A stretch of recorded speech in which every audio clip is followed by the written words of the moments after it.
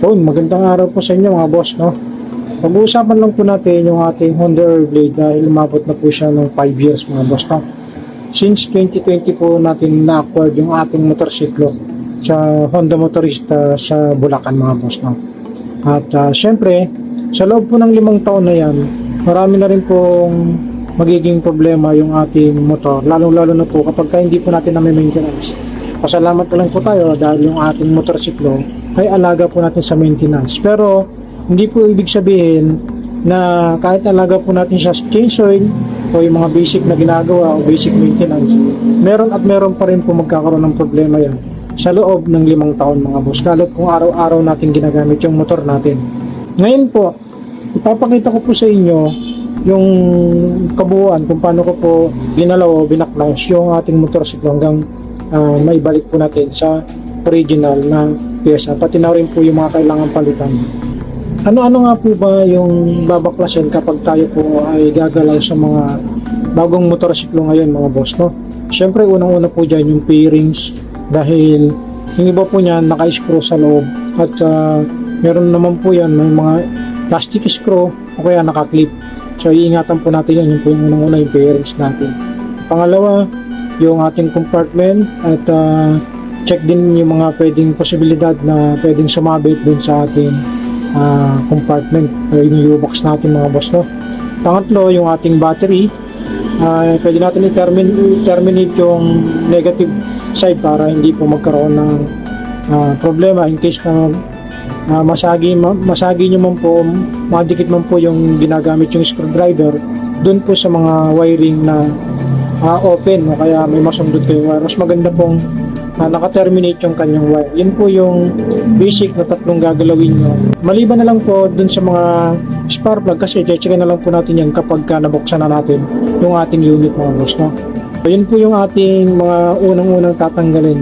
Yung una yung pairings, pangalawa yung compartment natin at syempre yung ating battery.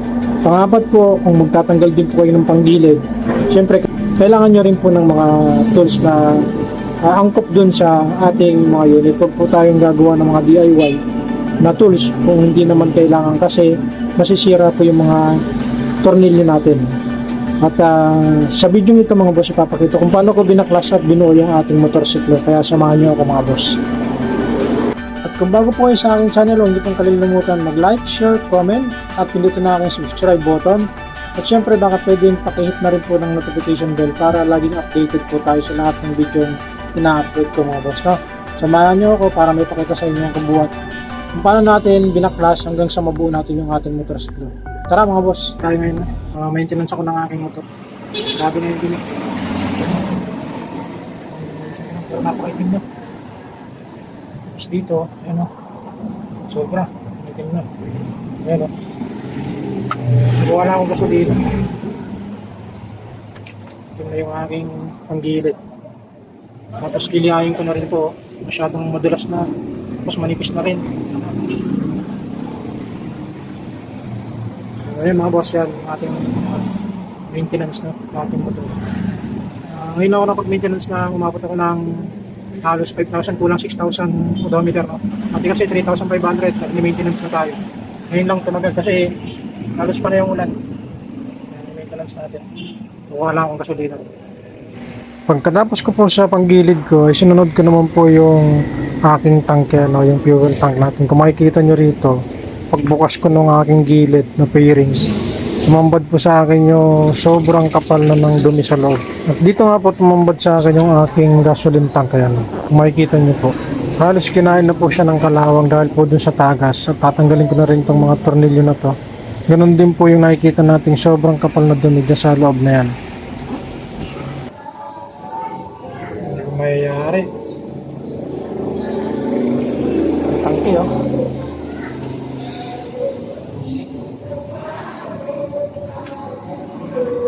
Bukas pa ito.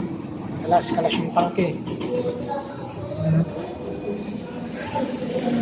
Kalansay. Tanggal kasi mga ano rito, yung appearance dito. Mas nilinisin na rin ito. Mga part na yan, malinis na rin. Kabulaan. Para siyang linis na. Ayan mga boss, papalit tayo ng filter natin, fuel filter. Tapos ilalagay natin sa bagong tangke natin mga boss. Ayan yung luma. Naman yung bago. So, papalitan natin ng ating yung dasil natin, yung luma pa rin ang gagamitin natin. Okay pa naman to yun. Dilinisan ko lang. Papakita ko sa inyo mga boss. Ayan mga boss, ipapakita ko sa inyo paano kinakabit yung yung filter ng curve blade, no. Ayan. Mapapansin nyo, yan yung dalawang parang sungay yan, Ayan. Kabila, meron yan. Tatapat nyo lang to dito. Pag ganyan. Shoot nyo lang muna sa butas. Tapos yung mag-lock. Kabilaan. Maglalak yan.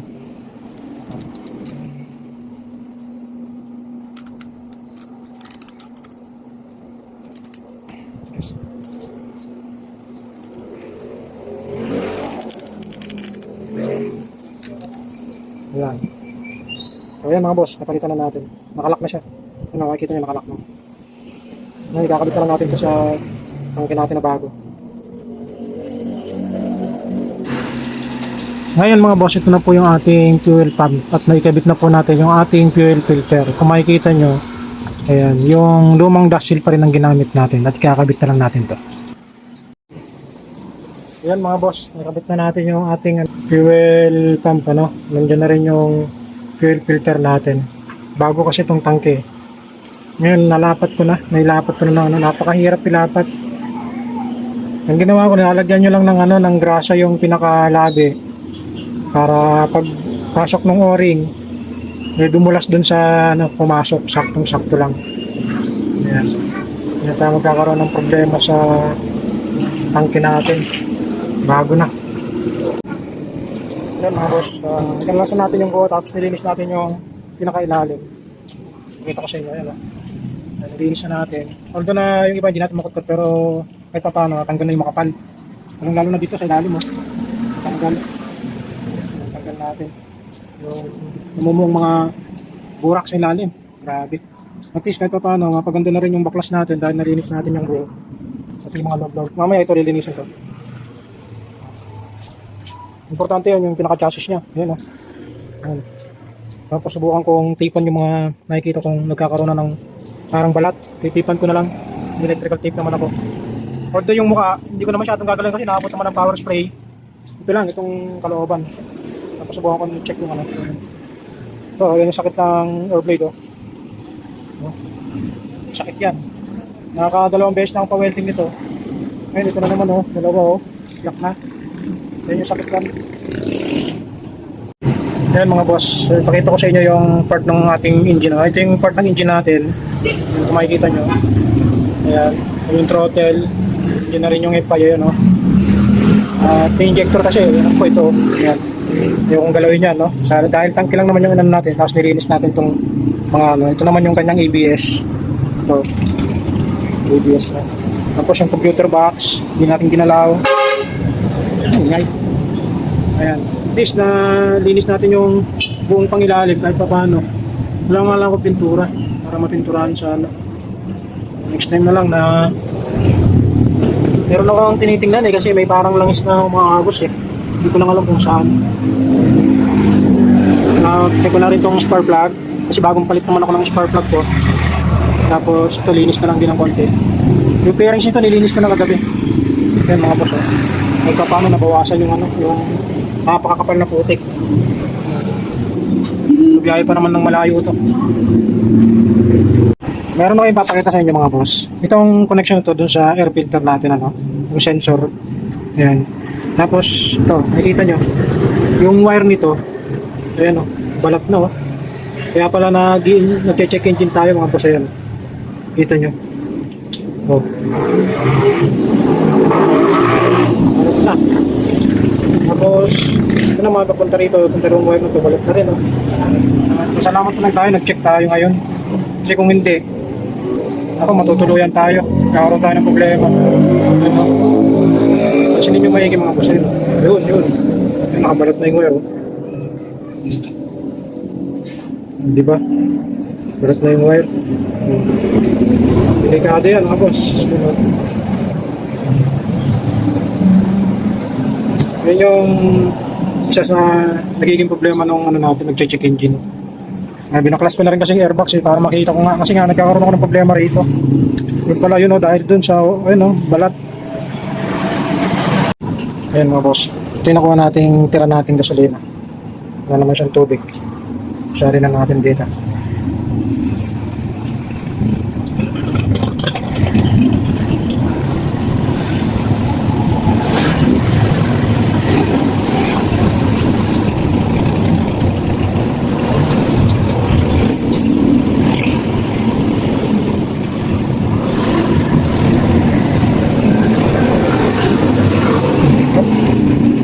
Natin dun yeah.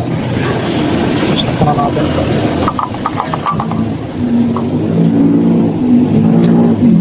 ito na po yung bagong tangke natin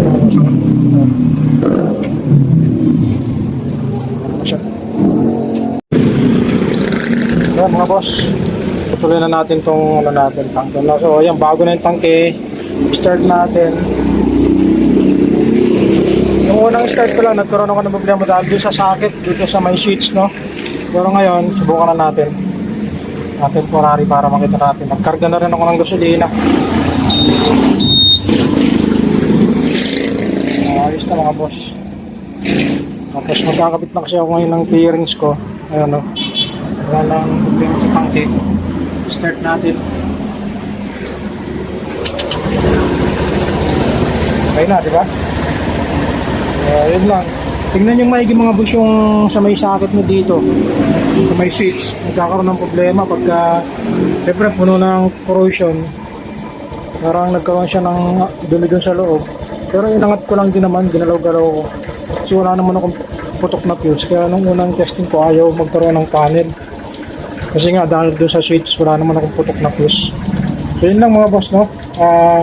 Pagka ganoon wala naman kayo putok na fuse, check nyo lang yung socket dito ng keyless natin. So yun nagkakaproblema. Ayan. So magkakabit na lang ako ng pairings ngayon mga boss. Yun yung gagawin natin ngayon. Papakita ko na lang sa inyo, update ko na lang sa inyo. Yan mga boss, nakabit na natin yung kabilang side. Tandaan nyo lang mga boss yung mga tornilyo, no? Ayan. Isa rito, isa rito. Tapos isa rito. Saka ito. Yan yung tornilyo niya. Tapos to, mamaya na natin kakabit. Pero pala kakabit kayo. Mga tornilyo pa yan mga boss. Tayo lang muna natin itong side bearings sa may right side. Tapos may mga tornilyo yan dito mga boss. Ayan.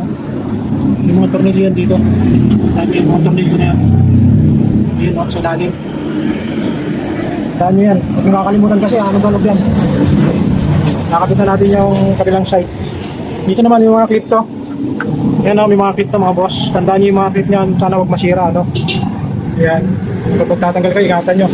Tapos may tornilyo rin dito. Ganon din yan sa kabila. Meron yan. Ayan. Tapos dito naman sa parte na to, itong pababa na ito mga boss.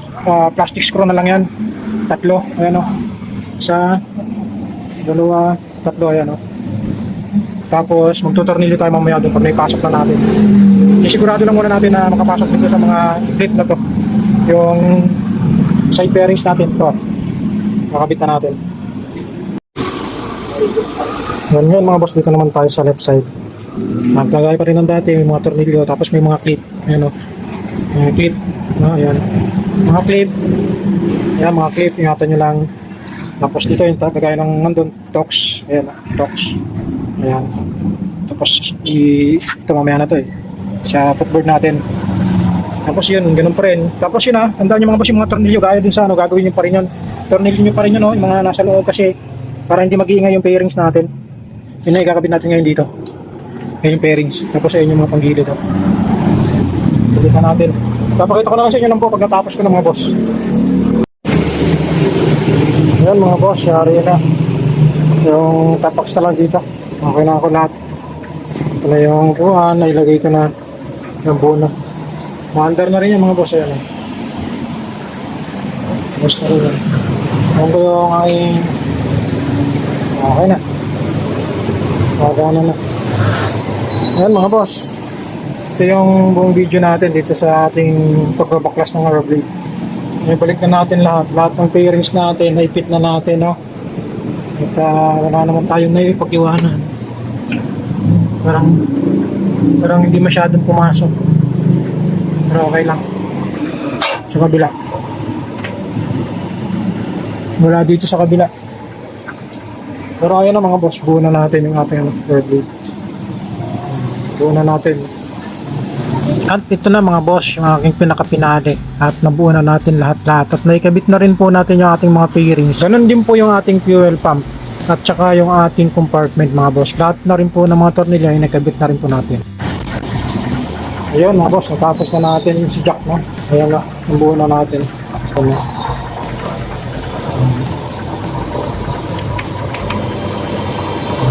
Ito na yung ating pinaka-final. Ayan. Number na yun. So, lahat nabuo na natin. Ayan. Yun yung final na natin. Ang hindi ko na lang naikakabit dyan is yung bracket. Lagay ng top box. Pero kompleto na ako mga boss. Ayan.